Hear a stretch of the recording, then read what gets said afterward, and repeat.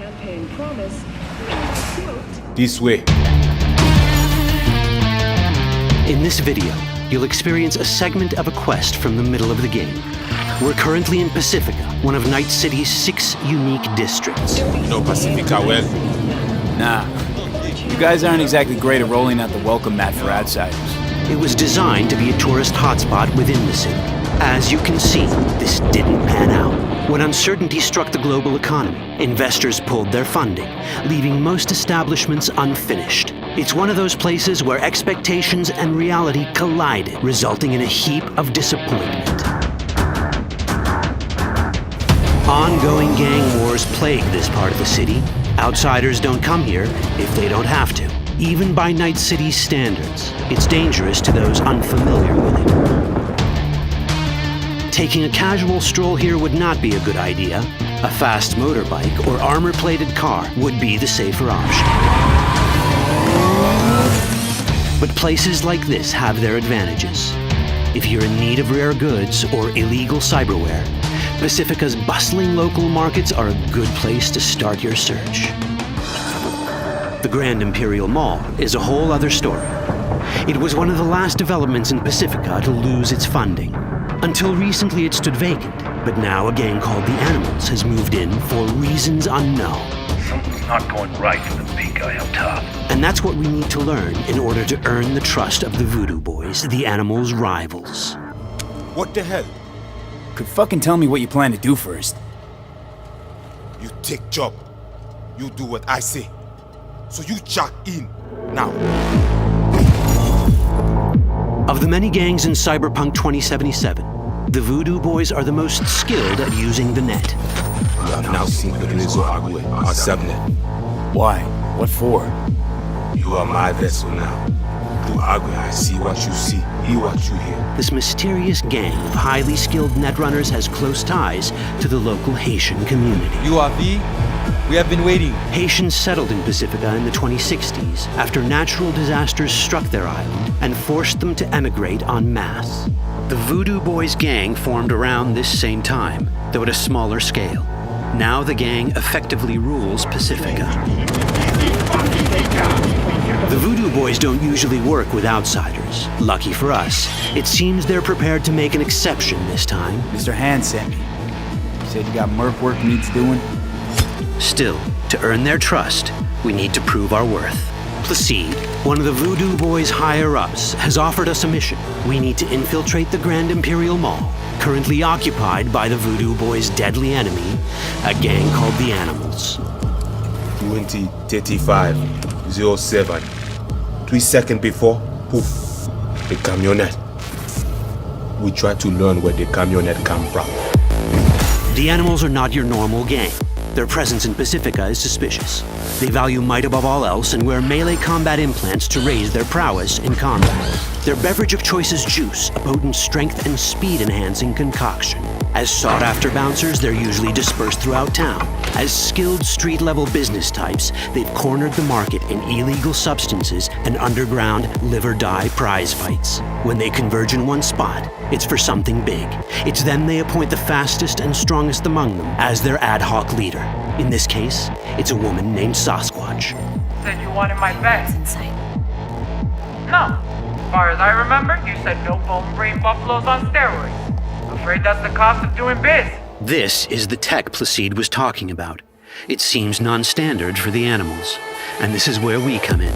Getting to the van won't be easy, but we're more than qualified for the job, which we can complete in one of many ways. The character creation in Cyberpunk 2077 is the kind you'd expect from a full-fledged RPG. You start by choosing your past, important because this unlocks special options at important story junctures. You also fully customize your character using a deep customization system that spans not only your look and style, but also your abilities. Cyberpunk 2077 does not feature fixed classes. Instead, it has a fluid class system that allows players to mix and match a wide range of abilities to suit their playstyles. You can create a strong solo character, a skilled netrunner, or any other hybrid class you can imagine.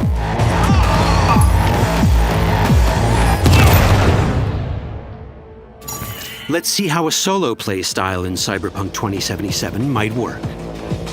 Solos prefer a direct approach. They use guns and might to get things done.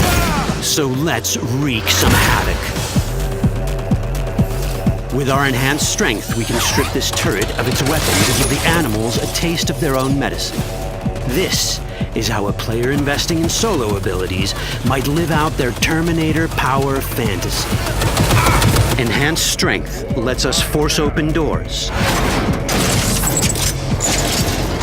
or grab enemies to use as human shields.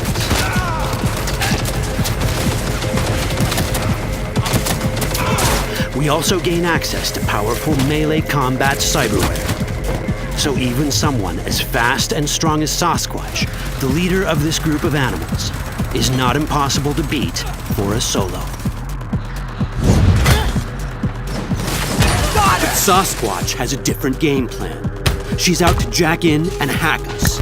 Let's see how this plays out. Ready for some fun? Proceed.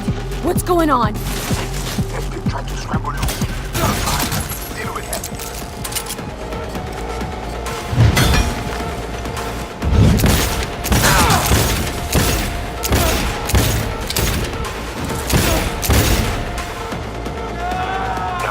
It's our choice if we want to finish her off or spare her. You're Cyberpunk, your rules. If you'd rather sneak around, hide, and strike from the shadows, no problem. Just develop your net running skills to get around obstacles or hack into enemy tech to have it do the dirty work for you.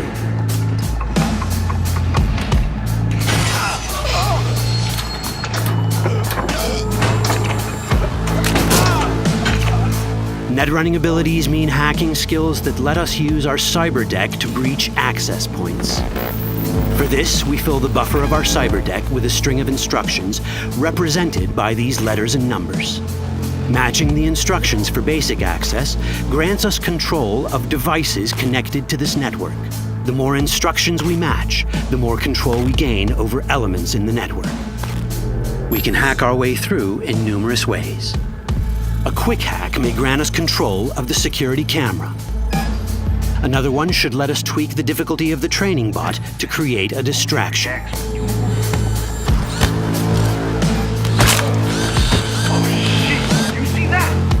With our nanowire, we can even hack this guy's implants from a distance.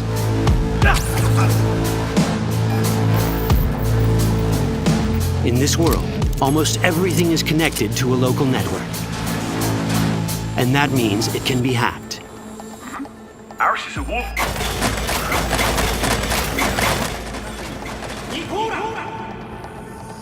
Which brings us back to cyberspace. You don't get to do anything in the net unnoticed. There's always someone watching. It could be corpos, or even worse, it could be Netwatch. And that is exactly the case here. Who is they? Netwatch. They always out to fuck us. Netwatch and the Voodoo Boys are like fire and ice. The first of these wants to maintain the old order and protect people from AI anarchy originating from beyond the Black Wall. The Voodoo Boys want to establish contact with the free AIs. They believe this will enable their boundless expansion on the net and grant them the upper hand over Netwatch. Netwatch sees this as the end of the world. Both are right. Whoa, hey, easy. How you deal with the Netwatch agent is entirely up to you. Do we side with the gang? Choosing to be on Netwatch's bad side is never wise. But can we really trust the Voodoo Boys? You set me up! As you can see, we have many possible options. But in each case, we take a risk. Think I'll just stick to my plan.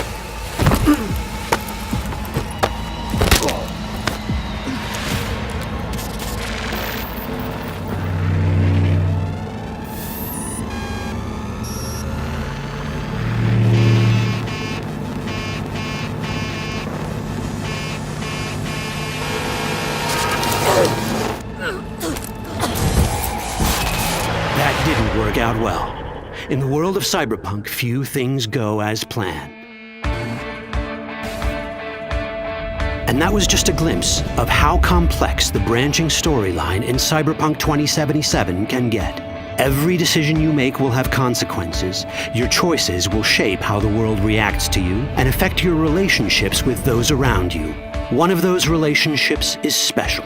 Ever heard of Johnny Silverhand, a rebel rocker boy who will be your companion throughout your adventure in Night City? Come on, really think they give a rat's dick how you look? Like everyone in Cyberpunk 2077, he has his own agenda. You'll decide if he'll be your ally or your enemy. And that chip in your head, the one thanks to which Johnny lives inside your mind, well, that's a story for another time.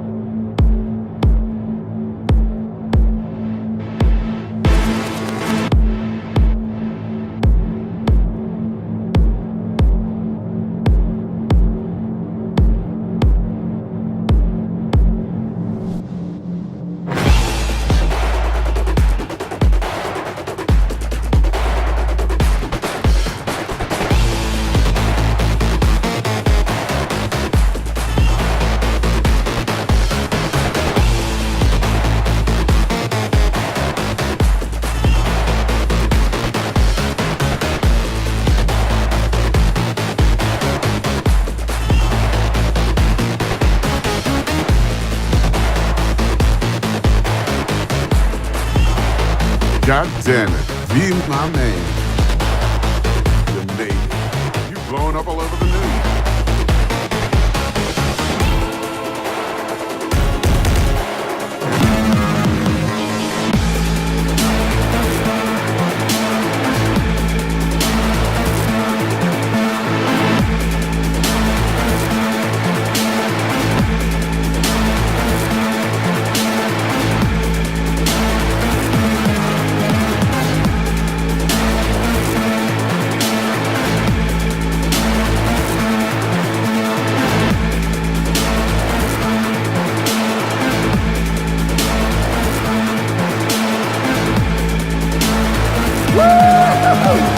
That's what I'm talking about! Alright, in and out!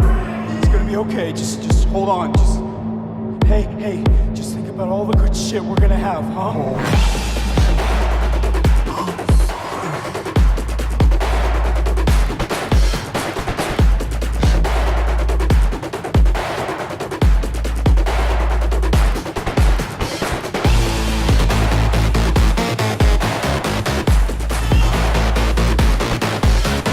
Every corporal cop in this city gonna be blasting down these doors after what you and your psycho friends here.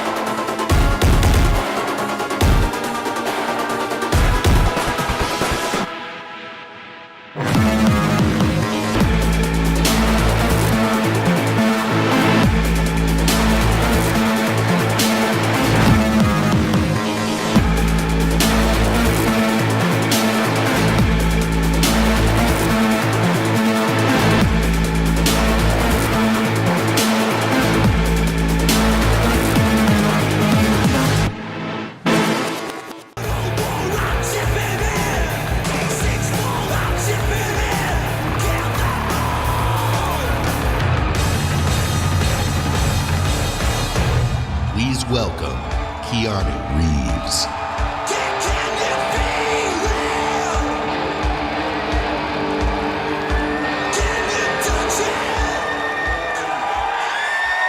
How's it going? Hello, Los Angeles! E3! Yeah. All right. Good to see you. Thank you. All right. All right. I gotta talk to you about something. I mean, we gotta talk to you about something. CD Projekt Red. CYBERPUNK 2077. All right. A while back, the guys from CD Projekt Red approached me and asked me to be a part of their new project, CYBERPUNK 2077. They were going on and on about how they'd create this vast open world with a branching storyline, how you'd be able to customize your character through in-game choices. And it's not something I knew before, but I was excited by. And I'm always drawn to fascinating stories. CYBERPUNK is set in a metropolis of the future, where body modification has become an obsession. You play as an outlaw, an enhanced mercenary working in the sleazy underbelly of the city. Yeah. Okay, but let me tell you, the feeling of being there, of walking the streets of the future, is really going to be breathtaking. You're breathtaking. You're all breathtaking. All right. So, I guess I gotta finish this, so tell me. Do you guys want to know when the release date? Yeah. All right. Then check this out.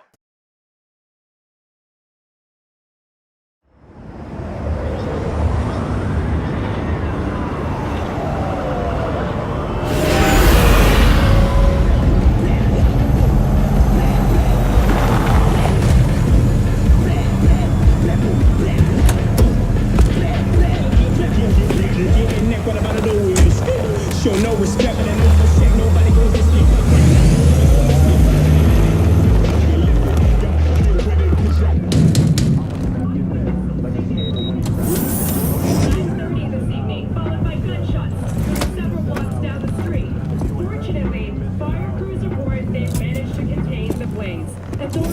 V, my man, you made it. You blowing up all over the news. Are you alone? I just want the money. You got the chip? All right, start her up, Bug. Why don't you go to the bathroom, wash up, we gonna be with you in a minute. What? Oh, come on, man. Your neck, it's a mess. While hotel security has yet to comment, we do know the suspect seems to have fled the scene.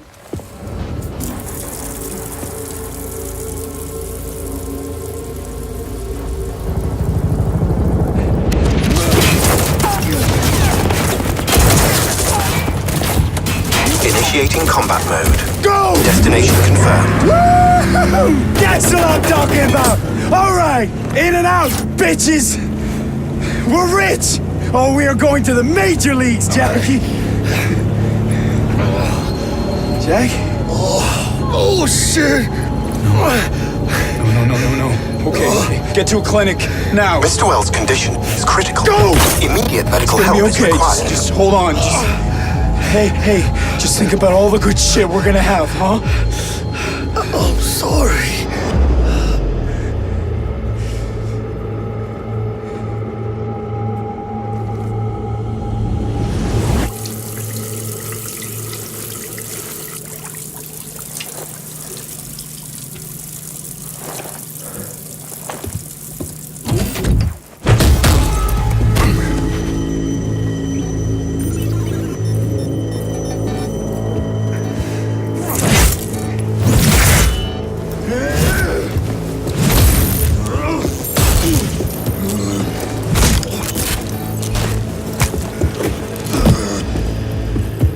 Take the fucking chip, Dex.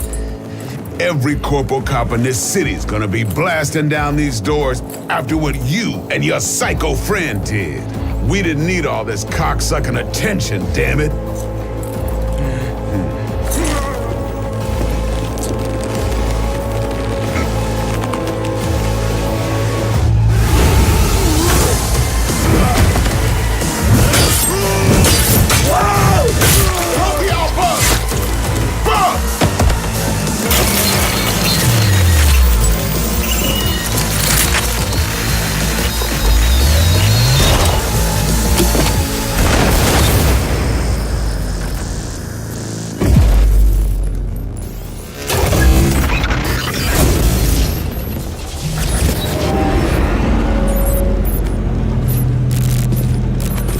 Wake the fuck up, samurai. We have a city to burn.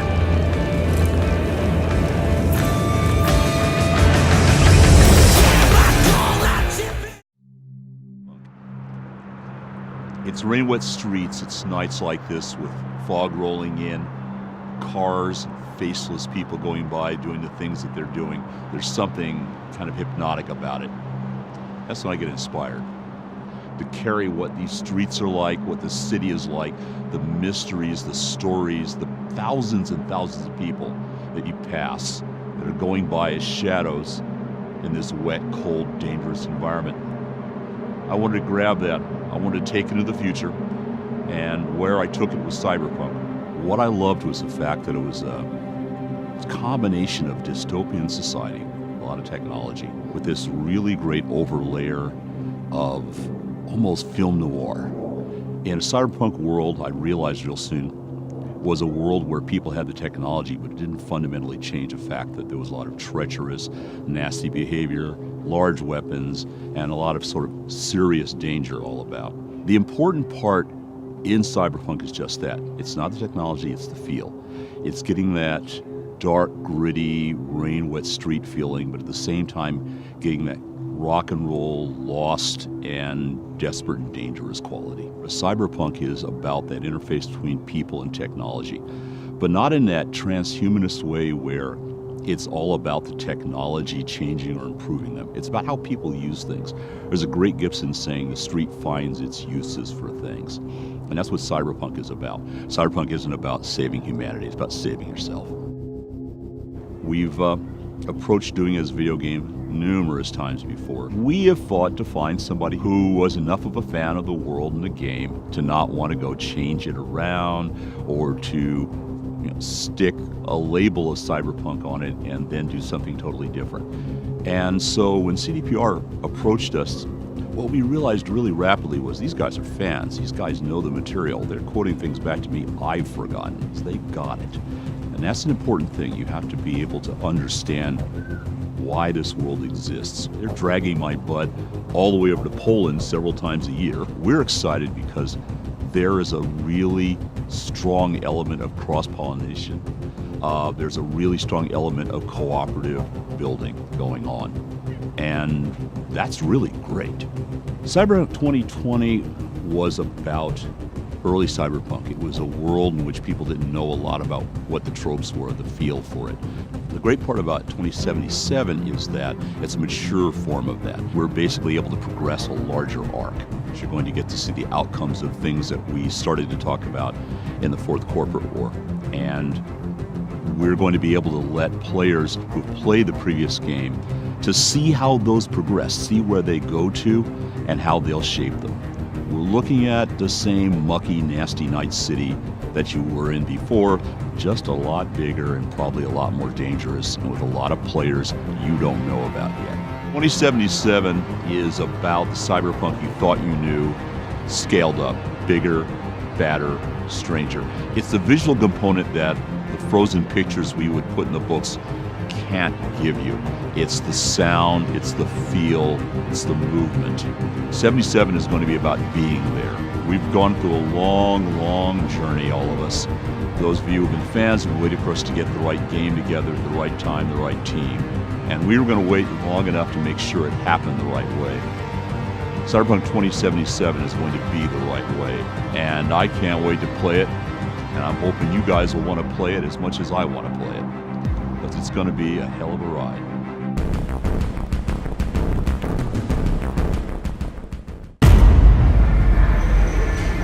In 2077, they voted my city the worst place to live in America. Main issues, sky-high rate of violence, and more people living below the poverty line than anywhere else.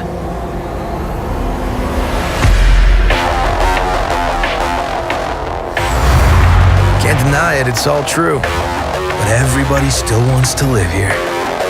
This city's always got a promise for you. Might be a lie, an illusion. But it's there, just around the corner. And it keeps you going.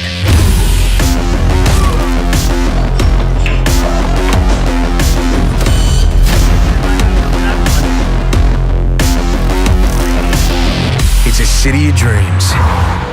And I'm a big dreamer.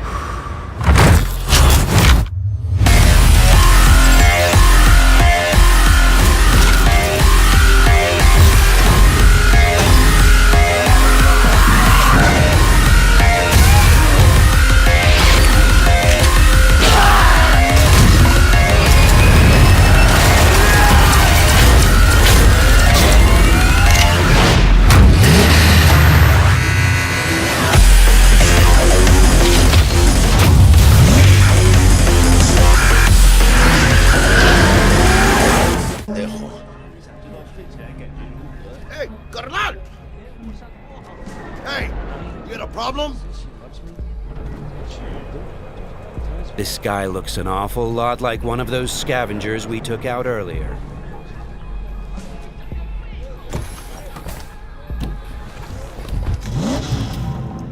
Something tells me that wasn't no coincidence, huh?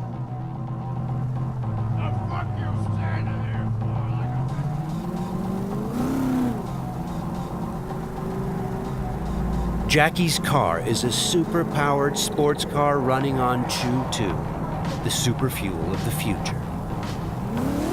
Players can explore Night City freely, in many different cars, on bikes, and in other types of vehicles.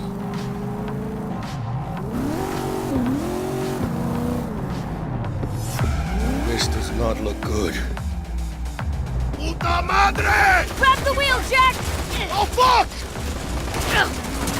It looks like the scavengers from earlier are still angry. They're pulling ahead, Heiner! Watch it now! Got it! All right!